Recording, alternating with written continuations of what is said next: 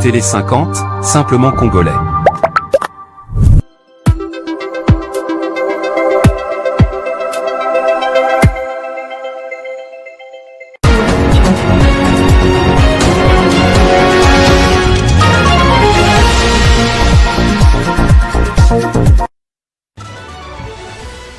La République démocratique du Congo veut assumer pleinement son leadership et annonce sa candidature au poste de secrétaire général de l'OIF, annonce faite lors du Conseil des ministres du vendredi. Denis Sassou Nguesso entend renforcer les relations diplomatiques entre la République du Congo et la République démocratique du Congo. Hier, vendredi, il a été reçu par son homologue Félix Tshisekedi à la Cité de l'Union africaine. À Minneapolis, la rue maintient la pression contre la politique migratoire de Trump. Des rassemblements sont prévus dans tous les pays ce samedi. Bonjour à tous et bienvenue sur Télé 50. Si vous nous rejoignez, la République démocratique du Congo a officiellement annoncé sa candidature au poste de secrétaire général de l'Organisation internationale de la francophonie. Cette décision a été prise lors d'une réunion du Conseil des ministres présidée le 31 janvier 2026 et elle vise à affirmer le leadership congolais au sein de l'organisation internationale. La République démocratique du Congo entend contrer la candidature de Louise Mushikiwabo, actuel secrétaire général de l'OIF, qui souhaite briguer un troisième mandat consécutif. Les sommets de la francophonie prévu le 15 au 16 novembre 2026 sera l'occasion pour les États de départager des candidats. Le deuxième volet de sa note portait sur notre stratégie diplomatique et enjeux liés à l'élection à la tête de l'Organisation internationale de la francophonie. Au regard des échéances du 15 juin 2026 pour les dépôts de candidatures, de novembre 2026 pour l'élection du secrétaire général de cette organisation, il a passé en revue les actions engagées jusque-là et celles en perspective, tout en formulant des recommandations pertinentes visant à permettre à notre pays d'assumer pleinement son leadership au sein de cette organisation, donc la francophonie. Ainsi donc, la République démocratique du Congo présentera un candidat au poste de secrétaire général de l'Organisation internationale de la francophonie.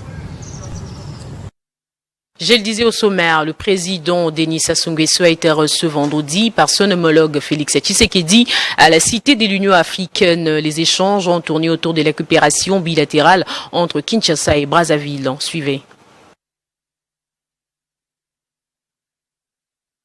Palais de la Nation, vendredi 30 janvier 2026. C'est dans la matinée que l'hélicoptère transportant le président de la République s'est posé dans l'historique enceinte. Il s'agit de la première visite que le chef de l'État congolais effectue cette année à l'étranger. À Kinshasa, le chef de l'État a rencontré son homologue Félix-Antoine Tshisekedi Tshilombo en présence de la première dame du Congo, Antoinette Sassou Nguesso, avant le tête-à-tête entre les deux dirigeants. Leur entretien, qui s'inscrivent dans le prolongement de ceux qui ont eu lieu le 24 janvier dernier à Oyo dans le département de la Cuvette, ont tourné autour de la coopération bilatérale entre Kinshasa et Brazzaville et de la situation à l'est de la République démocratique du Congo. À propos de cette situation, le panel des facilitateurs de l'Union africaine vient de séjourner en RDC avant le Rwanda et le Burundi. Toujours à Kinshasa, plus précisément à la cathédrale Notre-Dame du Congo, le président Denis Sassou Nguesso, accompagné de son épouse, a assisté à une messe en mémoire de François Kaniki, ancien sénateur décédé le 13 janvier dernier à Paris en France. Au cours de cette célébration eucharistique dirigée par le cardinal Fridolin Ambongo, les grands traits de la vie de l'illustre disparu ont été mis en relief. Aujourd'hui, notre frère, l'honorable François Kaniki, a fini sa course, mais en gardant la foi, en veillant ainsi dans la charité, il a gardé la foi. Aujourd'hui, il va à la rencontre de Dieu, son Créateur. Loin d'être une fin absurde, sa mort est un passage vers Dieu, illuminé par la résurrection du Christ. Après sa mission en Belgique, Dieudonné Kamuleta Badibanga, président de la Cour constitutionnelle et président du Conseil supérieur de la magistrature, tel un pèlerin engagé dans une tournée européenne, a établi son quartier général en Suisse en vue de présenter les avancées du pouvoir judiciaire congolais sur la scène internationale. En effet, du 28 au 30 janvier, à la tête d'une forte délégation, avec en son sein M. Ndumba Kilima Telesfor, secrétaire permanent du Conseil supérieur de la magistrature, président du Conseil supérieur de la magistrature et son équipe ont mené une série de rencontres stratégiques avec des institutions suisses de premier plan. À Berne, la délégation a échangé avec M. Vincent Maître, conseiller national et président de la commission judiciaire du Parlement suisse. Les discussions ont porté sur les réformes législatives suisses garantissant la protection des magistrats et assurant le fonctionnement régulier de la justice au niveau fédéral. À Fribourg, la délégation a rencontré successivement le tribunal cantonal et le conseil judiciaire du dit canton. Avec ces derniers, les échanges ont été axés sur le partage d'expériences relatives au fonctionnement des organes de gestion de la justice dans un contexte de fédéralisme. À Genève, Dieudonné Kamuleta a été reçu à l'office du rapporteur spécial des Nations Unies sur l'indépendance des magistrats. Dans un discours particulièrement éloquent, il a démontré la nécessité pour cet office de revoir son rapport sur l'indépendance de la magistrature en République démocratique du Congo. Pour rappel, le rapport de 2007 recommandait la mise en place d'un Conseil supérieur de la magistrature comme indicateur majeur de l'indépendance du pouvoir judiciaire. Le président du CSM a ainsi établi qu'avec l'existence et le fonctionnement effectif du CSM, l'indépendance du pouvoir judiciaire en RDC n'est plus seulement un droit garantissant aux justiciables une justice équitable, mais également une obligation pour les magistrats d'exercer leurs fonctions dans la dignité et le respect des justiciables. Le représentant de l'office du rapporteur s'est déclaré impressionné d'entendre de la bouche du président du Conseil supérieur de la magistrature, premier parmi les magistrats, que l'indépendance du pouvoir judiciaire constitue en RDC un droit fondamental consacré et vécu. Le président Kamuleta a par ailleurs souligné l'évolution notable des ressources humaines de la magistrature congolaise tout en exposant les contraintes auxquelles fait face le Conseil supérieur de la magistrature pour renforcer davantage l'indépendance du pouvoir judiciaire. Et dans une atmosphère empreinte de gravité, de responsabilité et de renouveau, le procureur général de la Cour près la Cour des cassations, Firmin Vondé, a lancé un appel solennel à l'unité, à la cohésion et à la primauté du travail, exhortant les magistrats du parquet général à dépasser les querelles intestines pour se consacrer pleinement à leur noble mission. Les magistrats du parquet général près la Cour des cassations ont été exhortés à privilégier les travail au-delà des querelles internes lors d'une cérémonie d'échange de vœux organisée à Kinshasa. Je voudrais ne pas détacher personne.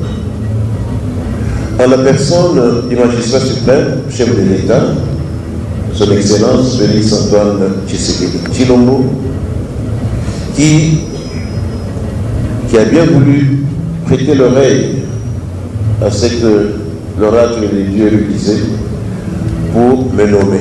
Le procureur général Firmin Vondé Mambo a fait savoir devant ses collaborateurs que les parquets généraux devraient rester une famille et dans une famille on ne se met pas des bâtons dans les roues, avant de rappeler que l'année 2025 était difficile suite aux invectives dont lui et ses collaborateurs ont fait l'objet. Il a également évoqué la période douloureuse qui traverse la RDC suite à une guerre injuste imposée par les Rwandais. Cela dit, la période que nous traversons, que traverse notre pays, une période très malheureuse, très douloureuse plutôt, pour une raison bien évidente. Beaucoup de nos frères, beaucoup de nos sœurs, de nos cousins, beaucoup de nos membres de famille, bref, beaucoup de nos compatriotes, sont certainement dans le désarroi en ces moments précis. Vous ne pouvez pas imaginer combien ces êtres vulnérables, les enfants, les vieillards, souffrent. Et tout cela par le fait d'une injuste agression qui nous vient, moi je ne marche pas non plus les mots, du pays voisin dénommé le Rwanda. Bien avant les procureurs généraux près la Cour de cassation, Joseph Nsambwa, premier avocat général, avait pris la parole pour réaffirmer l'engagement du parquet en remplissant leur mission régalienne avec loyauté, discipline, rigueur et un esprit élevé du droit de l'État. Et au Sud Kivu, les forces armées de la République démocratique du Congo ont présenté ce week-end une partie de l'arsenal militaire récupéré lors des récents affrontements contre le rebelle de M23 RDF sur le front sud. Selon une source, il y a 2 armes qu'ils ne peuvent pas présenter aux médias, mais elle précise que les ennemis ont été frappés, plusieurs neutralisés et d'autres se sont rendus. Plus de 200 morts dans l'effondrement d'une mine de coltan à Rubaya, dans l'est de la République démocratique du Congo.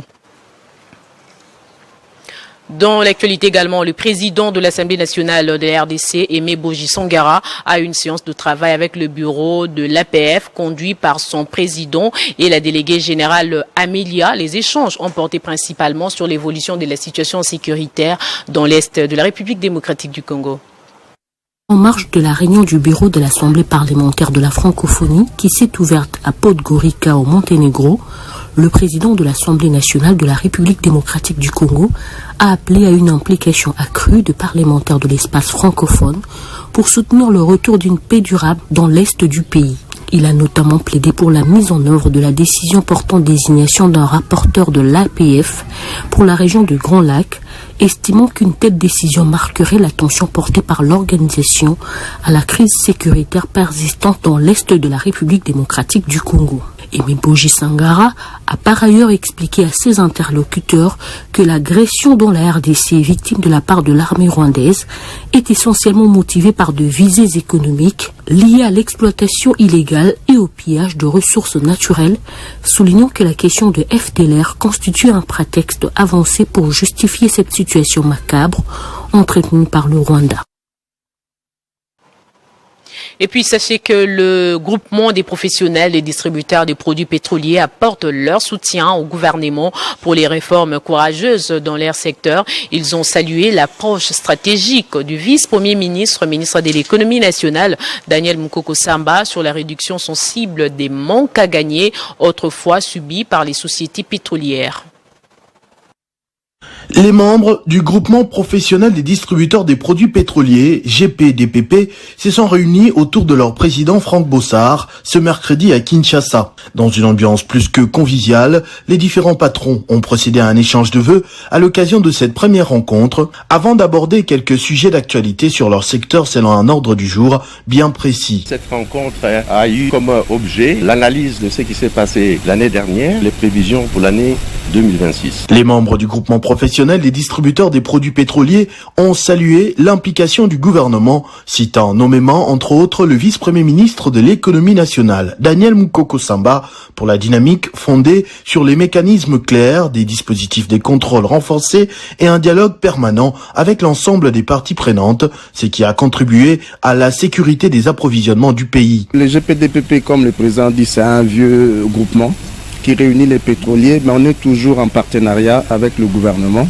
Certes, il y avait beaucoup de points qu'on avait soumis au niveau du gouvernement qui n'étaient pas encore réglés, mais nous comptons cette année les revoir pour discuter. Mais qu'à cela ne tienne, nous tenons vraiment à remercier toute l'équipe gouvernementale, surtout la Première ministre, aussi le vice-premier ministre en charge de l'économie et la ministre d'État en charge des hydrocarbures, parce que dans les moments difficiles, ils ont été là, ils nous ont amené leur soutien et puis ensemble, nous avons pu quand même évoluer. Mais nous pensons que, comme on l'a dit au début, nous allons encore revenir auprès d'eux pour discuter des stratégies et comment faire évoluer les secteurs. Cette gouvernance stratégique a pu produire des résultats concrets tels que la réduction significative des pertes et manques à gagner subis par les sociétés pétrolières, une augmentation sensible des volumes des produits pétroliers passant par les terminaux de Sep Congo et Socir SA, ainsi qu'une amélioration de la rémunération de certaines sociétés pétrolières, la préservation également pour certains acteurs contribuant à éviter une dégradation du tissu économique du secteur. Évidemment, nous n'avons pas oublié aussi nos personnels, nous avons passé en revue aussi les problèmes de SMIC par rapport à nos agents, parce que pour le bien-être de nos agents, chaque entreprise a expliqué les niveaux d'exécution de la loi qui était sortie sur le SMIC, et ensemble nous avons trouvé un compromis, qu'est-ce qu'on doit faire. Et s'il faut qu'on voit encore les autorités, nous serons obligés de revenir auprès des autorités pour expliquer les difficultés. Ainsi, les membres du GPDPP ont assuré au cours de cette rencontre leur entière disponibilité à accompagner le gouvernement dans les réformes engagées en faveur d'une gestion plus rigoureuse et transparente du secteur pétrolier, réaffirmant par la même occasion son engagement à soutenir les actions et programmes du gouvernement en matière d'approvisionnement fluide du pays en produits pétroliers. Et on va parler de la lutte contre les érosions dans la ville de Kinshasa. Les efforts du gouverneur Daniel Bumba portent déjà ses fruits. Les cas du bétonnage armé de la route Moulélé reliant la commune de Kinteso à celle des Matete grâce aux travaux du projet Kinelinda. À cet effet, le représentant du secrétaire général des Nations Unies en charge des gestions des risques et des catastrophes est descendu sur le terrain pour s'imprégner de l'évolution des travaux. La route sera remise à la population au mois de mai de l'année en cours. Après des années d'oubli, l'avenue Moulélé renaît désormais en béton armé. Elle relie Kisanso à Matete, deux communes de la ville de Kinshasa situées dans les districts de Moamba. Ceci pour faciliter le quotidien des habitants sous la vision du chef de l'État, Félix-Antoine Tshisekedi, par l'entremise du gouverneur de la ville de Kinshasa, Daniel Bumba Lubaki, qui continue à fournir des efforts pour la population quinoise dans la lutte contre les érosions.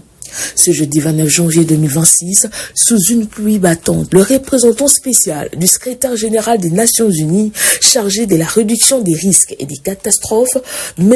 Kamal Kishore, effectue lui-même une descente sur les terrains pour palper du doigt les travaux sur les sites érosifs et bétonnage de la route Moulélé de plus de 5 km.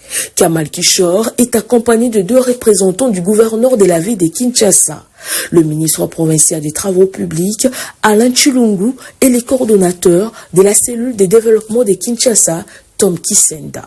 Cette visite s'est déroulée dans le cadre du projet Kinelinda en partenariat avec la Banque mondiale dans les chantiers de Kisanso. Sur place, un château d'eau est aussi en construction pour desservir toute la commune de Kisanso et aussi un chantier colossal pour lutter contre les érosions, protégeant ainsi la zone et permettant son développement. Tous ces grands travaux sont dans la phase finale et seront livrés au mois des mains de cette année au grand bonheur de la population quinoise.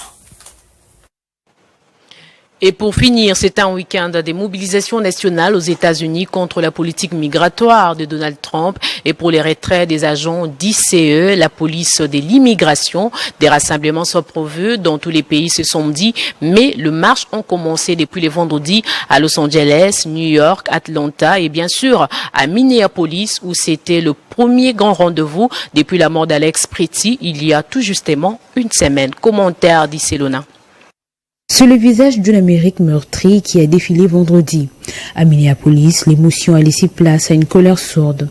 De la foule, de nombreux citoyens qui n'avaient jamais manifesté crient le haro contre l'ICE, la police migratoire perçue ici comme instrument d'une politique raciale assumée par la Maison-Blanche. Le décès de René Gould et d'Alex Pretty a mis le feu aux poudres. Pour tenter de calmer les jeux, Washington a dépêché son char de frontière d'hommes au MAM et a annoncé une enquête fédérale. Mais dans les rues, les scepticisme domine. Personne n'a oublié que l'administration a d'abord tenté de salir la mémoire des victimes en les qualifiant des terroristes. Les pouvoirs fédéraux durent sur le temps. Plusieurs journalistes dont la figure médiatique dont Le Mans ont été interpellés. Une dérive autoritaire qui fait réagir jusqu'au sommet de l'État de Californie. Le gouverneur Gavin Newsom a fustigé des méthodes qu'il compare à celles de Vladimir Poutine. Pour porter la voix des sans-voix, c'est une légende du rock qui a brisé le silence. En 24 heures, Bruce Springsteen a composé Street of Minneapolis. Sur scène, le chanteur a dénoncé une terreur d'État menée par ce qu'il appelle l'armée privée du roi Trump. Un hymne à la résistance qui résonne aujourd'hui, bien au-delà des frontières américaines. Place à présent au rappel des titres. La République démocratique du Congo veut assumer pleinement son leadership et annonce sa candidature au poste de secrétaire général de l'OIF, annonce faite lors du Conseil des ministres du vendredi.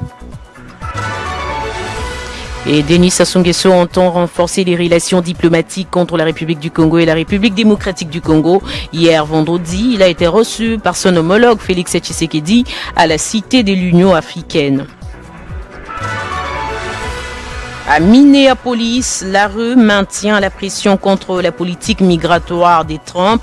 Des rassemblements sont prévus dans tous les pays ce samedi. Ainsi s'achève complètement ce journal. L'actualité reste en continu sur les www.tele50.cd et sur Banamboka Congo.